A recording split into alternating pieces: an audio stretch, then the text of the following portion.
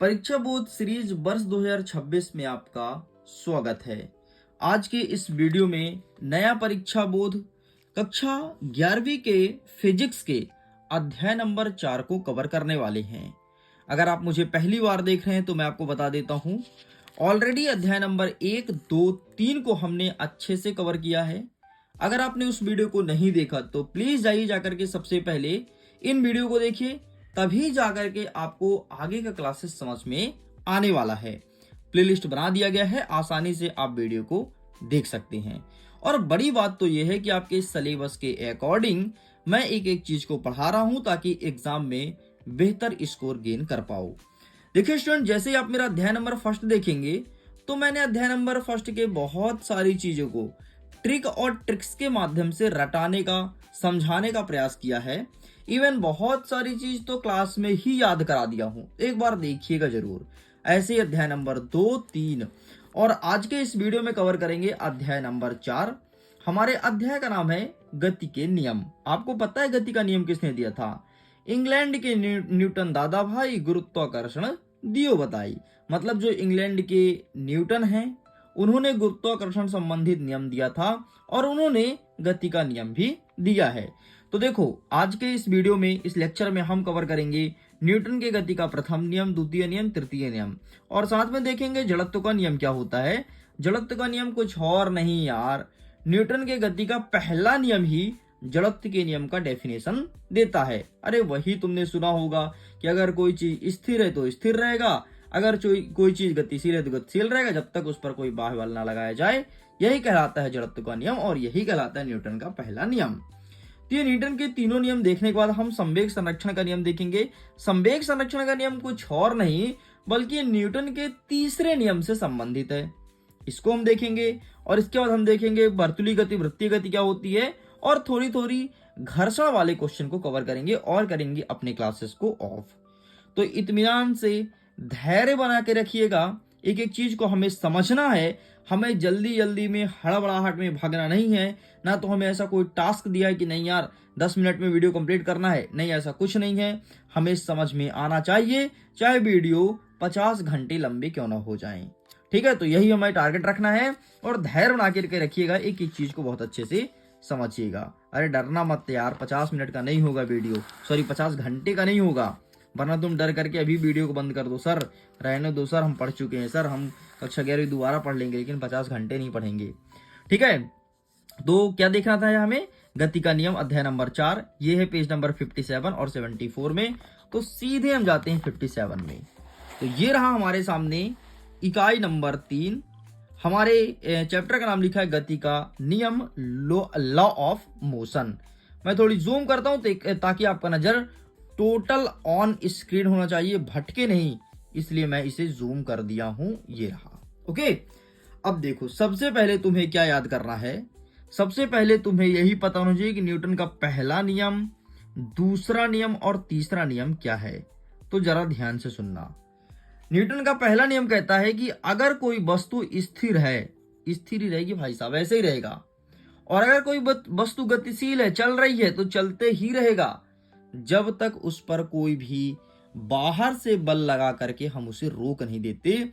ये कहता है न्यूटन का पहला नियम। इसे जड़त्व का नियम भी कहते हैं। और जड़त्व के नियम का गणितीय अवधारणा है ना, मतलब मैथमेटिक्स रूप से सॉल्व करता है न्यूटन का सेकंड लॉ। और न्यूटन का थर्ड लॉ कहता है कि क्रिया के बराबर विपरीत प्रतिक्रिया। इसका मतलब यह है कि अगर कोई चीज को तुम जितने तेज से आगे धक्का दोगे उतना ही ताकत तुम्हें महसूस होगा।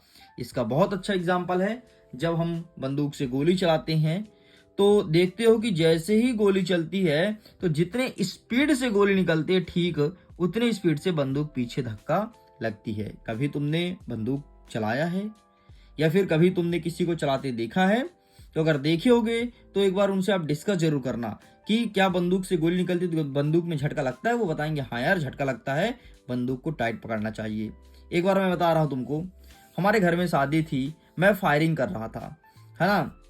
मैं बंदूक को बहुत हल्का पकड़ा हुआ था, एकदम नॉर्मल, ऐसे यहाँ सब लोग बोलते झटका लगेगा, मुझे भी पता था हाँ लगता है, लेकिन मुझे ये नहीं पता था कि इतना झटका लगता है। मैं ऐसे एक हाथ से बंदूक को पकड़ा हुआ था, चलाया तो दोनों हाथ पकड़ करके, लेकिन एक हाथ से छोड़ दिया, एक हाथ से पकड़ा था, तो बंदूक नीचे गिरते गिरते बचा था, है ना। बंदूक पूरा एकदम हाथ से झटक के फेंक गया था, फिर बड़े मुश्किल से, मतलब बंदूक नीचे फाइनली मैं गिरने नहीं दिया था, लेकिन झटका लगता है यार, अच्छा खासा झटका लगता है, ठीक है। तो इस चीज को ध्यान रखिएगा। चलो, तो नेक्स्ट हमारा यही प्रश्न रहेगा कि जड़त्व का नियम न्यूटन का कौन सा नियम है। तो याद रखना, न्यूटन का पहला नियम है। मैंने सब कुछ समझा दिया जो प्रश्न बन सकता था 1 नंबर के हिसाब से।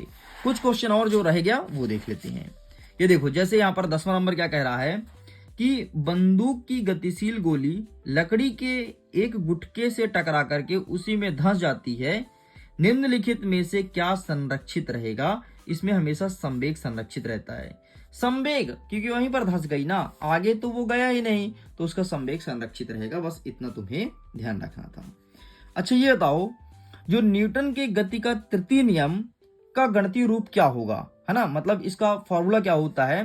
तो ये तुम देखे होगे ना कि F12 इक्वल माइनस F21, ये है इसका गणितीय रूप, ठीक है, ध्यान रखिएगा। बाकी संवेग परिवर्तन को क्या कहते हैं, तो संवेग में अगर कोई परिवर्तन हो रहा है तो उसे आवेग कहते हैं, इतना ध्यान रखना। बाकी एग्जाम में कुछ नहीं आना है, हम सीधे जंप करते हैं अपने क्वेश्चंस के तरफ, ठीक है। तो ध्यान से देखिएगा। हमारा पहला प्रश्न कहता है कि जड़त्व किसे कहते हैं। मैंने तुमसे पहले ही बोला, न्यूटन का पहला नियम जड़त्व का नियम है। न्यूटन का पहला नियम जड़त्व का नियम है। न्यूटन का पहला नियम जड़त्व का नियम है। न्यूटन का पहला नियम जड़त्व का नियम है। न्यूटन का पहला नियम जड़त्व का नियम है, रट लो, ठीक है। तो न्यूटन का पहला नियम क्या कहता है कि अगर कोई वस्तु स्थिर अवस्था में है तो स्थिर रहेगी, और गत्यावस्था मतलब गतिशील अवस्था में तो गतिशील रहेगी, जब तक उस पर कोई बाह्य बल ना लगाया जाए, और इसी को कहते हैं जड़त्व का नियम। डेफिनेशन तुम पढ़ लेना, जो मैं बताया हूं वही यहाँ पर मेंशन है, ठीक। तो पहला क्वेश्चन तो तुम्हें यही जानना चाहिए। चलो आगे बढ़ते हैं नेक्स्ट क्वेश्चन की तरफ। नेक्स्ट हमारा क्या कह रहा है, यहां से कुछ बन सकता है क्या। हाँ, संवेग का सूत्र याद रखना यार। संवेग का सूत्र क्या होता है, द्रव्यमान गुणे वेग। संवेग का सूत्र द्रव्यमान गुणे वेग, द्रव्यमान गुणे वेग। याद कैसे रखोगे, देखो, संवेग, संवेग मतलब संवेग वेग के साथ सा है, समान है, तो एक तो वेग होगा और सा के स्थान पर आपको लिखना है द्रव्यमान। मतलब ऐसे याद रखो, सा मतलब द्रव्यमान और वेग है तो वेग रहेगा ही। सा मतलब द्रव्यमान, वेग है तो वेग रहेगा ही, तो ये बन जाएगा द्रव्यमान गुणे वेग। ये है संवेग का सूत्र, हर बार पूछता है, इसलिए इसे अच्छे से याद रखिएगा। चलो आगे बढ़ते हैं नेक्स्ट क्वेश्चन, जो कि दैनिक जीवन में आपने देखा होगा। प्रश्न कहता है कि क्रिकेट का खिलाड़ी तेज से आती गेंद को पकड़ने के लिए अपने हाथ को पीछे की ओर खींचता है, क्यों। तुम देखे होगे कि जब बॉल को कोई क्रिकेटर कैच करता है तो पहले जैसे ही बॉल को टच करता है तो अपने हाथ पीछे ले आता है, ऐसा क्यों, क्या रीजन है। तो इसका आंसर यहाँ पर लिखा गया है, बाकी यहाँ पे हिंदी लिखा गया है। यदि डेल टी का मान अधिकतम होता है तो बल एफ का मान कम होगा। खिलाड़ी द्वारा गेंद पकड़ते समय पीछे खींचने पर समय अंतराल बढ़ जाता है और बल एफ का मान कम हो जाता है, कम हो जाने के कारण पीछे की ओर खींचता है। मैं समझा देता हूँ हिंदी में। क्या होता है, जब हम कोई गेंद को कैच करते हैं ऐसे, ठीक है, और हाथ पीछे खींचते हैं तो टाइमिंग, जो गेंद की टाइमिंग थी हमारे हाथ में आने के लिए, थोड़ी और टाइमिंग बढ़ गई, थोड़ी और टाइमिंग बढ़ गई, तो गेंद का जो लगना था हमें, ये जो गेंद का फोर्स था, ताकत था, वो ताकत थोड़ी और कम हो गया, तो हमारे हाथ में कम महसूस होता है गेंद, है ना। ऐसा लगता है कि हाथ टूट गया, रे बाप रे, ऐसा कोई सिस्टम नहीं है। तो इसलिए हम या फिर कोई भी खिलाड़ी जैसे ही बॉल को लपकता है, कैच करता है, तो अपने हाथ को पीछे की तरफ खींच लेता है। हमारा नेक्स्ट क्वेश्चन क्या कह रहा है कि बंदूक से गोली चलाते समय पीछे की ओर धक्का क्यों लगता है। ले भैया, लो आ गया, है ना। न्यूटन का तृतीय नियम, क्रिया के बराबर विपरीत प्रतिक्रिया, इसलिए पीछे की ओर बंदूक में झटका लगता है। मैंने पहले ही समझा दिया, ठीक है। नेक्स्ट देखो, किसी स्थिर बस में एकाएक चल पड़ने से पीछे बैठे व्यक्ति आगे की ओर गिर पड़ते हैं, क्यों, है ना। क्या होता है, कोई बस खड़ा है, ठीक है, और बस अचानक आगे चलना स्टार्ट किया, तो जो यात्री बैठा है ना बढ़िया आराम से चैन की नींद से सो रहा है, वो आगे की ओर झुक जाएगा। ऐसा क्यों होता है। कभी कभी तुम एक चीज और देखे होगे कि हम टू व्हीलर में बैठे हैं और टू व्हीलर वाला अचानक चलाना स्टार्ट कर दिया तो हमारा शरीर पीछे की ओर झुकता है, ऐसा क्यों। तो दोनों का आंसर सेम है। अब जरा इसको समझना कैसे। देखो यहाँ पर मैं ब्लैंक पेज में समझाने का प्रयास करता हूँ। देखो क्या होता है, सपोज करो ये सीट है, ठीक, ये सीट है और इसमें बैठा हुआ है एक आदमी, ठीक, ये बैठा है भैया कल्लू भैया, ठीक, ये कल्लू भैया पर बैठे हुए हैं। जैसे ही कल्लू भैया की बस आगे चलना प्रारंभ करती है तो कल्लू भैया का सिर आगे की ओर झुक जाता है। इसका कारण क्या है समझना। बस पहले था स्थिर अवस्था में, ठीक है, तो कल्लू भैया भी थे स्थिर अवस्था में। बस को ड्राइवर ने स्टार्ट किया और लाया गति अवस्था में, मतलब बस चलना प्रारंभ कर दिया, तो कल्लू भैया का शरीर तो स्थिर अवस्था में है ना। तो बस से जुड़ा है इनका जंघिया वाला, ये टांग वाला भाग, ये बस से जुड़ा है। तो जैसे ही बस आया आपके गत्यावस्था में, तो इनका जंघिया भी गत्यावस्था में आया, लेकिन शरीर का ऊपर वाला भाग तो अभी भी स्थिर अवस्था में है, और यही जाकर के आगे की ओर या फिर पीछे की ओर झुक जाता है। इतना तुम्हें ध्यान रखना था। समझ गए ना। मतलब एक ही कॉन्सेप्ट है यार, गत्यावस्था और स्थिर अवस्था का, बाकी कुछ भी नहीं है। आगे बढ़ते हैं। संवेग संरक्षण का नियम लिखो। इस सिद्धांत के अनुसार यदि किसी निकाय पर कोई बाहुबल नहीं लगाया जाता है तो उसका रैखिक संवेग संरक्षित होगा। यही कहलाता है संवेग संरक्षण का नियम। बाकी कुछ नहीं आएगा छोड़ देना, ठीक है। जो आना था समझा दिया हूं, पढ़ा दिया हूं, कुछ नहीं आएगा टेंशन मत लो, ठीक है। नेक्स्ट क्या कहता है, संरक्षी एवं असंरक्षी बल का एक एक उदाहरण देना है। तो संरक्षी का हो जाएगा आपका गुरुत्वाकर्षण बल और असंरक्षी का हो जाएगा घर्षण बल। ये संरक्षी में क्यों, क्योंकि गुरुत्वाकर्षण बल हमेशा हर जगह समान होता है, कभी कम अधिक नहीं होता है। लेकिन असंरक्षी घर्षण बल कभी घटता, कभी बढ़ता, कभी कम, कभी अधिक होते रहता है, इसलिए है आपका असंरक्षी बल है। नेक्स्ट ये देखो, किसी तीव्र गति से चल रही बस में एकाएक रुकने पर यात्री पीछे की ओर गिरने लगता है, क्यों, अभी मैंने समझाया बस का उदाहरण दे करके, ठीक है। एक और प्रश्न याद रखना कि बंदूक की गोली से खिड़की के कांच में एक स्पष्ट छेद बन जाता है लेकिन कांच नहीं टूटता, ऐसा क्या कारण है। तो क्या होता है कि सेम कांच आपका स्थिर अवस्था में है, बंदूक का गोली निकला और बड़ी गति से निकला, तो जब स्थिर अवस्था वाली चीज को गति अवस्था निकलेगा वहां से, तो गति अवस्था बीच में होल कर देगा और इस कारण से कांच नहीं टूटती है। अगर अगर अगर अगर अगर कांच लगा है घर में और तुम्हारी जो बंदूक की गोली है उसकी स्पीड लगभग नगण्य के बराबर हो, कम हो, तो तुम्हारे कांच में होल नहीं होगा बल्कि कांच चटक जाएगा, चट, है ना। और जिसका भी कांच होगा वो पैसा मांगने चला आएगा। बस इतना तुम्हें ध्यान रखना है। नेक्स्ट कहता है, जो कि 2023 के पेपर में पूछा भी था, चीनी मिट्टी के बर्तन को पैक करने में कागज की कर्तन का उपयोग क्यों किया जाता है। तो चीनी मिट्टी के बर्तन से ठोकर लगने से बल के आवेग के कारण टूट सकते हैं। यदि इन्हें कागज के कर्तन से लपेट कर रखा जाए तो धक्का लगने पर कागज की कर्तन के कारण बल का वेग कम हो जाता है और बर्तन सुरक्षित रहता है। मतलब ये कह रहा है कि जिस स्पीड से संवेग लग रहा है तो वो कम हो जाता है और उतना झटका महसूस नहीं होता, इसलिए लोग कागज में लपेट करके उसे सेल करते हैं या फिर बेचते हैं। आगे बढ़ते हैं। नेक्स्ट क्वेश्चन हमारा क्या कह रहा है, नेक्स्ट कह रहा है कि घर्षण के लाभ और हानि बताओ।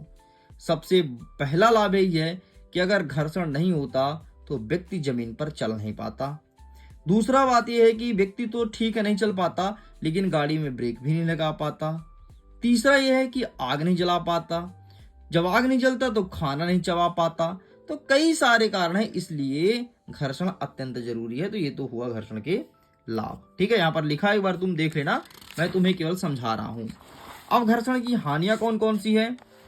तो घर्षण से क्या होता है, मशीन के सारे कलपुर्जे घिस जाती हैं, फिर हर 2-3 साल में मशीन चेंज कराओ, नई मशीन लेकर के आओ, ठीक है। मशीन की दक्षता घटती है, मशीन को दी गई ऊर्जा का कुछ भाग ऊर्जा के रूप में व्यक्त हो जाता है, मतलब खर्च हो जाता है, ठीक है। तो ये सब तुम्हें लिखना था।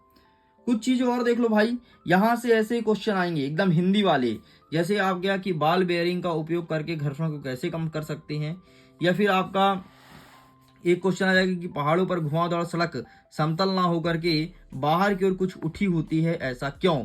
तुमने देखा होगा कि पहाड़ों में सड़क बनती है और ऐसे मान लो मुड़ाई आया ना, तो ऐसे सड़क रहता है, ये है ना, इधर दबा रहेगा इधर उठा रहेगा, ऐसा क्या कारण है, ये चीज एग्जाम में देखने को मिलेगा, ठीक। तो ये प्रिपेयर करना है। नेक्स्ट कहलाता है आपका संवेग संरक्षण, इसको मैंने बता दिया, इसे पढ़ ही लेना संवेग संरक्षण। एग्जाम में देखने को मिलेगा। चलो भाई, यहां से कुछ क्वेश्चन बन सकता है क्या? हाँ, एक क्वेश्चन देख लेना कि किसी रोलर को ढकेलने की अपेक्षा खींचना आसान होता है, क्यों? ऐसा क्या कारण है कि रोलर को धकेलने में जितना ताकत लगता है उससे कम ताकत लगना है खींचने में? तो कुछ नहीं है, सिंपल सा, ये यहाँ पर आपके साइन का वैल्यू वो करता है, मैटर करता है। ठीक है, क्या होता है कि जब हम 45 डिग्री पर फोर्स लगाते हैं, ताकत लगाते हैं, तो कोई भी वस्तु को बहुत देर दूर तक ढकेल सकते हैं। अगर 90 डिग्री पर लगाते हैं तो वस्तु हमारा नहीं खिसकेगा, चाहे कितना भी हल्का क्यों ना हो। ठीक, तो ये सब रीजन है, तो यहाँ पर आप इसे देख लीजिएगा। बाकी यहाँ से और कुछ बन सकता है क्या? तो जी नहीं, यहाँ से कुछ नहीं बनेगा। चलो कुछ होमवर्क दे देता हूँ फटाफट, ताकि आप इसका आंसर अपने से भी पढ़िएगा। सबसे पहले घर्षण का नियम क्या होता है, ये क्वेश्चन आपको याद करना है अच्छे से। ठीक है, और इसके बाद आपको देखना है यहाँ से सर्पी घर्षण और बेलन घर्षण क्या होता है। ठीक, ये चीज देख लेना। इसके बाद आपको ये वाला देखना है, ये क्वेश्चन। ठीक है, वृत्तीय सड़क पर साइकिल सवार मोड़ के केंद्र की ओर झुकता है, ऐसा क्यों? ठीक है, तो गणितीय व्यंजक ये बताना है, तो ये चीज आपको याद रखना है। आप चाहो तो इसका स्क्रीनशॉट ले सकते हो। ठीक, तो इतने क्वेश्चन आपको होमवर्क के तौर पर दिया गया है, तो प्लीज अटेंड जरूर कीजिएगा सारे स्टूडेंट्स। मुझे भी अच्छा लगेगा यार कि हाँ, मैं होमवर्क देता हूँ, आप लोग करते हैं। मुझे बहुत खुशी होगी कि हाँ, आप लोग पढ़ करके आते हैं। तो इस प्रकार से स्टूडेंट्स ये भी अध्याय होता है कंप्लीट। जल्दी मिलेंगे अध्याय नंबर 5 के साथ, जिसमें कार्य, ऊर्जा और शक्ति दिया गया है। अब हम देखेंगे इन चैप्टर से कैसे कैसे क्वेश्चन हमारे एग्जाम में देखने को मिलेगा। बाकी इस चैप्टर के जितने भी मोस्ट आईएमपी क्वेश्चन हो सकते थे मैंने दिखा दिया, कंप्लीट करा दिया। वीडियो पसंद आया तो वीडियो को लाइक करिएगा, मित्रों तक शेयर जरूर कीजिएगा। पहली बार है चैनल को सब्सक्राइब करके रखिएगा। ऐसे ही यहाँ पर कंटेंट मिलता है और बहुत तगड़ा मिलता है। एग्जाम में डेफिनेटली टॉप करोगे, पक्का है वादा। वीडियो को करता हूँ। Thanks for watching, bye bye.